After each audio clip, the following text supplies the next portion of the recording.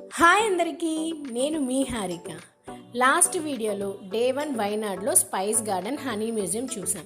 Half day అంతా ఆ రెండు ప్లేసెస్ వెళ్ళిపోయాము.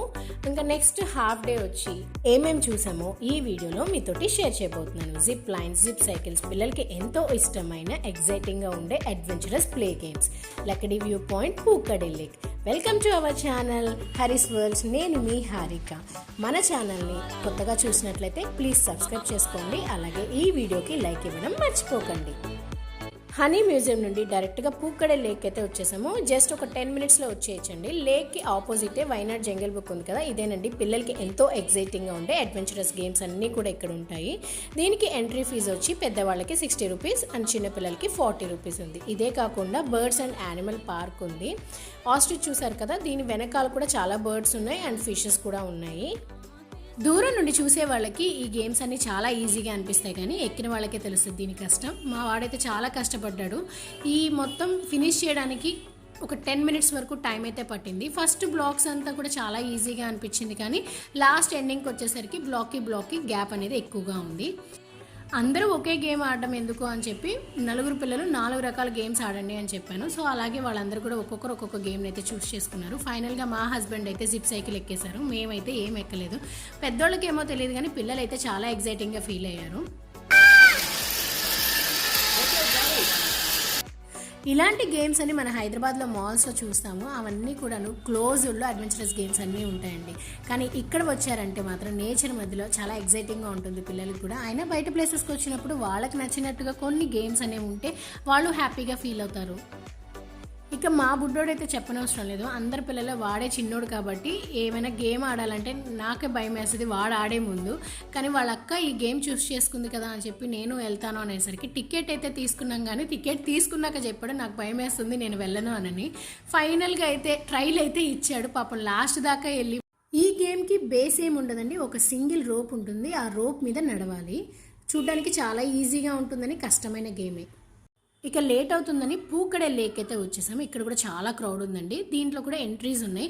ఈ ఎంట్రీ ఫీజు అంతా లోపలికి వెళ్ళడానికి. లోపల బోటింగ్కి వెళ్ళాలంటే అది ఎక్స్ట్రా టికెట్ అయితే తీసుకోవాలి. ఎంటర్ అయిన వెంటనే చిన్న షాప్స్ అయితే ఉన్నాయి, స్ట్రీట్ షాపింగ్ చేయొచ్చు.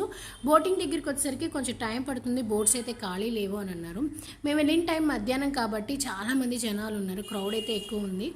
సో బోటింగ్కి టైం పడుతుందని లంచ్ కూడా చేయలేదు. అందువల్ల కొంచెం లైట్గా స్నాక్స్ చేద్దామని చెప్పి స్టాల్స్కి అయితే వచ్చాము. ఇక్కడంతా కూడా twisters, rolls, cool drinks, ice creams అన్నీ కూడా ఉన్నాయండి. మెయిన్గా కేరళలో ఉందంటే పైనాపిల్స్. ఎప్పుడైనా ఎక్కడికైనా వెళ్ళినా కూడా పైనాపిల్స్ బాగా దొరుకుతాయి. ఈసారి ఎప్పుడైనా కేరళ విజిట్ చేసినప్పుడు కంపల్సరీగా ఇక్కడ పైనాపిల్ని అయితే టేస్ట్ చేయండి. ఏంట్రా బాబు పైనాపిల్ టేస్ట్ చేయడానికి కేరళ దాకా రావాలని అనుకుంటారేమో. ఇక్కడ పైనాపిల్ని సాల్ట్ వాటర్లో ఊరపెట్టి పైన ఊరగాయ కానీ కారం కానీ వేసిస్తారండి. చాలా బాగుంటుంది. సో ఇదండి పూక్కడే లేక్. ఇదంతా కూడా న్యాచురల్ ఫ్రెష్ వాటర్. వైనాడ్లో ఇది ఒక బ్యూటిఫుల్ లేక్ అనే చెప్పాలి, చాలా బాగుంటుంది. బోటింగ్ కంప్లీట్ చేసుకున్నాక లంచ్కి అయితే వెళ్ళాము. దారిలో ఒక చిన్న హోటల్ కనపడిందని ఆగాము. ఇక్కడ అన్నం అనేది కొంచెం లావుగా ఉంటుంది, మనమైతే అస్సలు తినలేము. అందువల్ల లైట్గా టిఫిన్ చేసి పక్కనే ఉన్న టీ ఎస్టేట్కి అయితే వెళ్ళిపోయాము. టీ ఎస్టేట్ మొత్తం చూసాక మళ్ళీ జర్నీని స్టార్ట్ చేసాం. జర్నీ దారిలోనే చైన్ ట్రీ అనే ప్లేస్ ఉంది, అక్కడైతే ఇది స్కిప్ చేసేసామండి, టైం సరిపోదేమోనని. నెక్స్ట్ గ్లాస్ బ్రిడ్జ్ దగ్గరికి వచ్చాము. వైనాడ్లో ఒక 2-3 గ్లాస్ బ్రిడ్జెస్ ఉన్నాయి. ఇక్కడ వ్యూ బాగుంది కదా గ్లాస్ బ్రిడ్జ్ అని చెప్పి దిగాము. Zip lines, bungee jumps and swings ఉన్నాయి. సరే జిప్ లైన్స్ అయినా ట్రై చేద్దాం అనుకొని ప్రైస్ అడిగాము. టికెట్ వచ్చి 350 రూపీస్ పర్ హెడ్ అని అన్నారు, కానీ డిస్టెన్స్ అనేది చాలా తక్కువ ఉంది.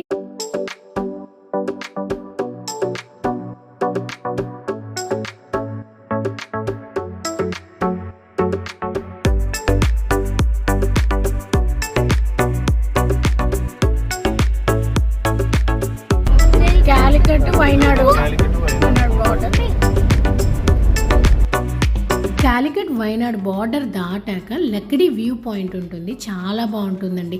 పచ్చని అడవులు, కొండల మధ్యలో ఉండే ప్రాంతం ఇది. ఎంత బాగుంటుందంటే పిక్చర్స్ తీసుకోవడానికి బెస్ట్ ప్లేస్ అని చెప్పచ్చు. ఈ ప్లేస్ని మెయిన్గా వైనాడ్ యొక్క గేట్వేగా అంటుంటారు. ఎంత బాగుందో కదా.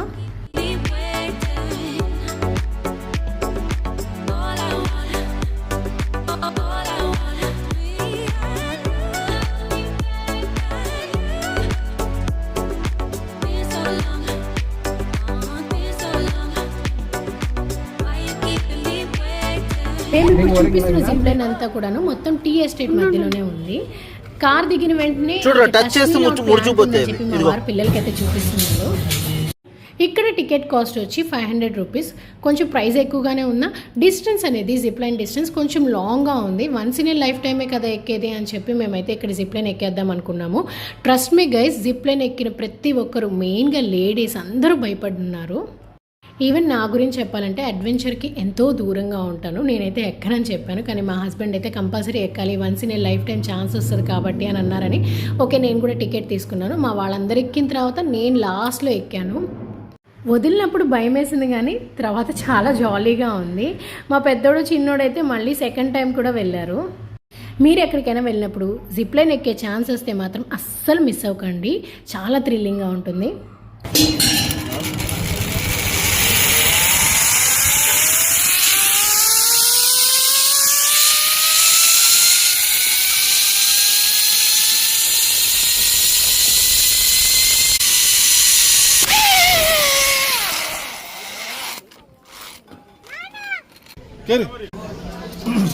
మోక్షి అక్కడే ఉండు.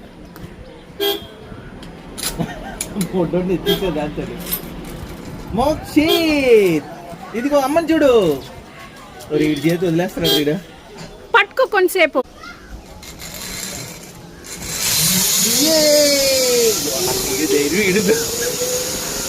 గట్టి పట్టుకో. Yes, cat!